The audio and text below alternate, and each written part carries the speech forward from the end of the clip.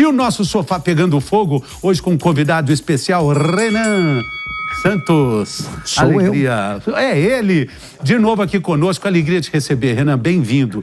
Já logo responde essa pergunta. 25% nas tarifas entre os produtos que os Estados Unidos não precisam de forma imediata, tipo produtos como o avião, peças de avião, o café, as carnes selecionadas, as frutas sofisticadas, o resto entra na lista. Você acha que dessa vez o governo consegue reverter esse tarifaço?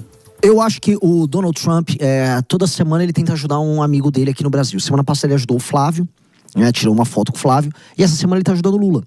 A ideia toda dele tarifar produtos brasileiros para o Lula gera uma espécie de um enfrentamento, em que o Lula defende a nossa nação, supostamente, vamos colocar aí, contra os abusos do Donald Trump. A relação comercial Brasil-Estados Unidos, relação complicada. Os Estados Unidos, eles têm um saldo positivo conosco na balança comercial, mas consideram que, ainda assim, o Brasil pratica, vamos dizer, tarifas abusivas em algumas áreas. O problema da pirataria é um problema clássico brasileiro, a gente não pode negar. O Brasil realmente tem pirataria de muitas marcas, não só americanas, mas marcas do mundo inteiro. E aí, como parte de um jogo geopolítico que eles fazem, os Donald Trump volta a apertar o Brasil.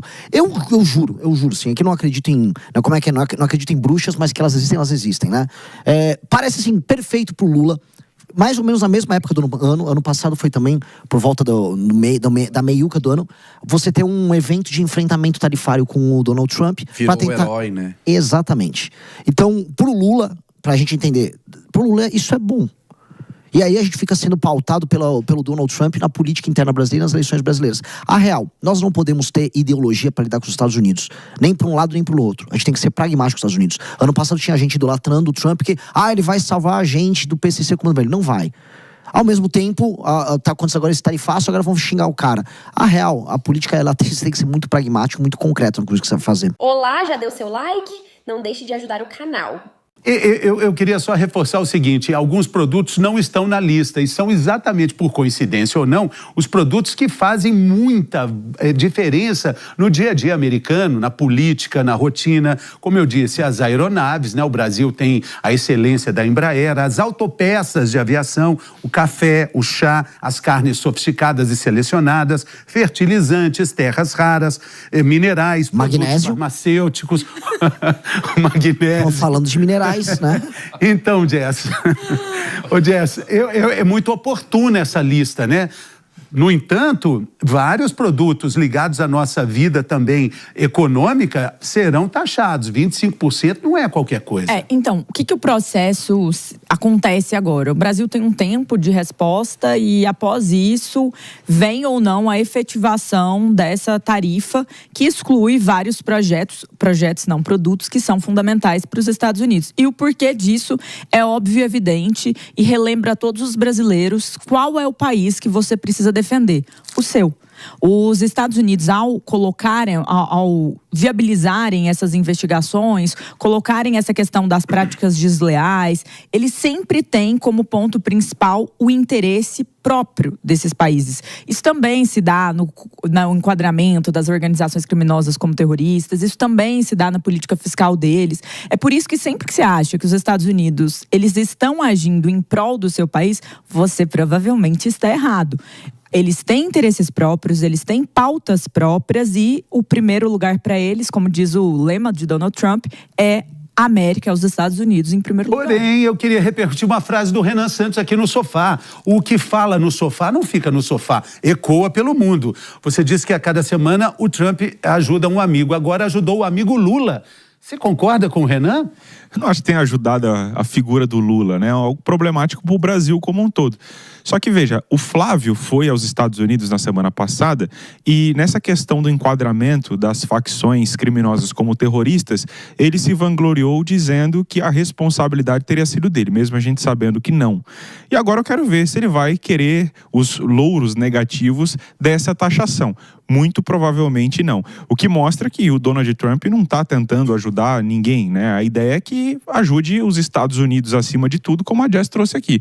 É a preocupação Estados Unidos em primeiro, segundo, terceiro, quarto e quinto lugar. Se sobrar tempo, ainda vai pensar nos Estados Unidos. Pouco a importância para nós. Mas para a indústria brasileira, isso é pesado, Matheus. Isso aí não é um joguinho político apenas. Faz diferença. Quem tem uma linha de exportação aí, enfim, a gente citou alguns produtos que estão fora, mas eu posso citar uma lista enorme de outros produtos que vão sofrer bastante com essa sanção de tarifa. Entre eles, aço e alumínio, né? São duas indústrias muito grandes no Brasil. Inclusive, os Estados Unidos ainda é o maior comprador de aço do Brasil. Praticamente representa 50% das compras que são realizadas. O alumínio um pouco menor, mas também muito relevante. E lembremos que, infelizmente, nós somos um país com pouco valor agregado, né? O que significa isso? A gente pega muito produto bruto e manda ele para fora sem quase nenhum processamento. Então, essa dependência alta de Estados Unidos e de China, isso aí realmente coloca a gente no estado de alerta. Agora, eu concordo plenamente com o Renan quando ele diz que é tudo que o Lula queria. Ano passado, o Lula estava numa queda de popularidade absurda. Quando veio a taxação, ele virou o herói, dizendo: eu vou proteger o país. E ele vai fazer isso de novo. Por quê? Porque, além disso, nós temos um assunto paralelo que nós vamos passar por ele hoje, que é o Pix. Então, a gente vai ver aí essa cara de nacionalidade, de patriotismo, crescer a partir de agora. Não, mas até fazendo, só deixando uma coisa clara para nossa audiência, essa foi uma investigação iniciada lá atrás, na época de julho de 2025, que teve sua conclusão e as suas propostas de encaminhamento hoje. Vale mencionar que nos pontos ali que eles criticam também tá a situação da liberdade de expressão e de decisões judiciais que afetam a vida de pessoas que vivem nos Estados Unidos. Não é sobre a liberdade de expressão no nosso país, mas sim sobre como isso afeta aqueles que lá vivem e que têm a cidadania dentro dos Estados Unidos. Agora, se isso vai ser executado ou não, como essa tarifa, como todas as outras questões, ainda são cenas para os próximos capítulos. Mas o erro mais crasso que a campanha de Flávio Bolsonaro poderia tomar aqui é defender, gravar um vídeo apoiando ou qualquer coisa nesse caminho. O seu país precisa estar em primeiro lugar sempre. Mas eu não duvido que aconteça. Mas é o seguinte, eu duvido que aconteça. A Jess falou uma coisa muito interessante que esbarra também no combate à pirataria. Muito se falou no início, quando começa essa taxação toda, Renan, sobre até, imagina, o Trump citou a 25 de março. Não textualmente, não sei se ele esteve lá, mas ele falou sobre essa questão. Como é que você vê isso, né? É algo que saiu do controle total. A gente não tem mais como lidar com essa questão que agora está chegando ali, mistura Pix, cartão de crédito, que é uma empresa americana que acaba sendo desprestigiada pelo Banco Central em favor do Pix, a pirataria que invadiu totalmente a nossa realidade. A gente sempre teve pirataria e o governo americano nunca ligou muito. A real é que os Estados Unidos, até a ascensão recente da China e o Trump mudar a política americana, ele sempre foi muito leniente, inclusive com, vamos dizer, certas desproporções como outros países tratavam os Estados Unidos nas relações comerciais. A gente tem que lembrar que o mundo comercializa em dólar, inclusive petróleo. Os Estados Unidos, portanto, pode exportar a inflação dele para outras nações. Então, os Estados Unidos sempre teve uma posição muito confortável. Hoje, essa posição não é tão confortável. E uma coisa que a gente tem que entender sobre os Estados Unidos e a América Latina, não só Brasil. Agora, os Estados Unidos precisa ter a América Latina como uma reserva de recursos. Aqui é uma reserva de recursos importante, reserva estratégica, especialmente no momento de conflito internacional dos Estados Unidos com a China. Por isso que o Marco Rubio tocou agora a invasão da Venezuela, por isso que eles estão retomando um controle político maior sobre o canal do Panamá, fizeram a Argentina botar a China para fora ali no sul, ali na Patagônia. Eles vão retomar o controle sobre o continente. Isso não necessariamente é bom pra gente. Pode ser que isso abra novas oportunidades de parcerias, por exemplo, na área de terras raras. Mas, no geral, não se sabe. O problema esse é o problema básico da gente ter dois candidatos a presidente idiotas concorrendo contra mim agora, que é, um quer só gerar um espetáculo mostrando como ele enfrenta o Trump. O outro, ele quer mostrar uma adesão submissa ao Trump. Isso é muito estúpido. O Trump toca, assim, até, vou concordar e agregar uma coisa para a Jess falou. Não é nem America First, é Trump First. Eles têm um interesse americano e têm um interesse trumpista. Você acha que dá para encarar o Trump? Acho que dá, lógico que dá. Mas quem é que encara o Trump? Que você faria? Lógico que dá, do ponto de vista das tarifas. Olha só, primeira coisa, do ponto de vista comercial, há uma desproporção Brasil e Estados Unidos. Isso é um fato dado. O Brasil trata o americano, vamos dizer, com tarifas em certos setores que não são corretos. Os Estados Unidos sempre deixou quieto. Então o Brasil vai ter que sentar e negociar. Só que e esse é o ponto que nos coloca numa posição muito boa para disputar qualquer coisa com eles, há a questão das terras raras. Não há indústria de altíssima tecnologia no século XXI para os Estados Unidos sem terra rara. Tá, a barganha vai ser aí. É óbvio, um F-35, que é a base do sistema de defesa e ataque americano hoje, é o F-35. Vai meia tonelada de terras raras dentro dele. Você, pra fazer F-35, hoje tem que ir lá na China e pedir a terra rara processada. Mas, Renan, para arrumar essas terras raras, demora aí de 15 a 20 anos. Mas não é assim, mas não é nem tem que ser. Nem tem que ser isso. Demora muito. Nem e tem a China de olho em tudo isso. Não, eu sim. Durante tantos anos, nunca existiu um poder tão...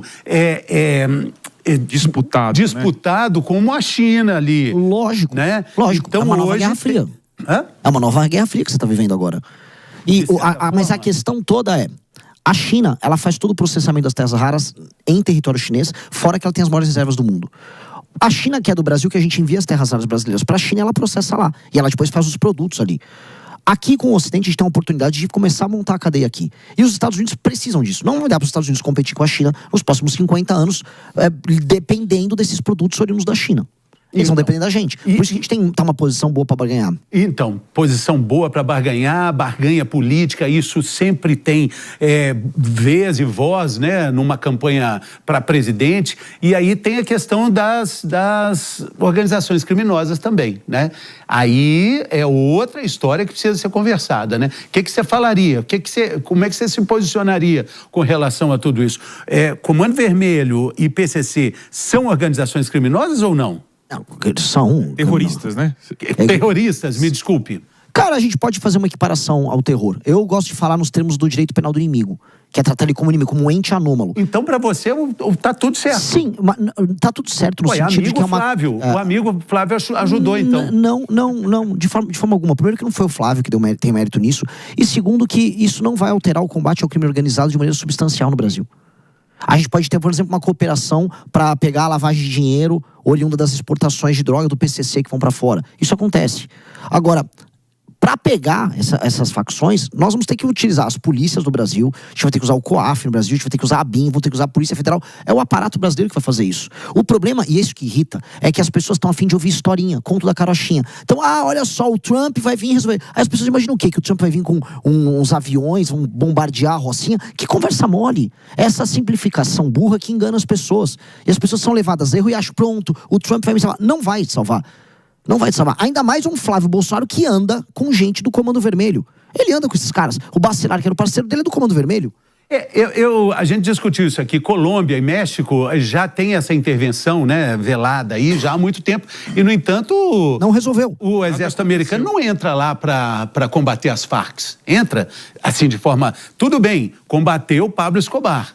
Ajudou a perseguir e prender e matar Pablo Escobar. Mas são ajudas... Mas não resolveu nada, porque pulverizou tudo. Em termos E os da Estados lógica Unidos? financeira e da possibilidade de barrar essas transações financeiras, aumenta sim a possibilidade dos Estados Unidos poderem fazer isso. Só que aí, achar que isso resolve o problema é viver num mundo de faz de conta.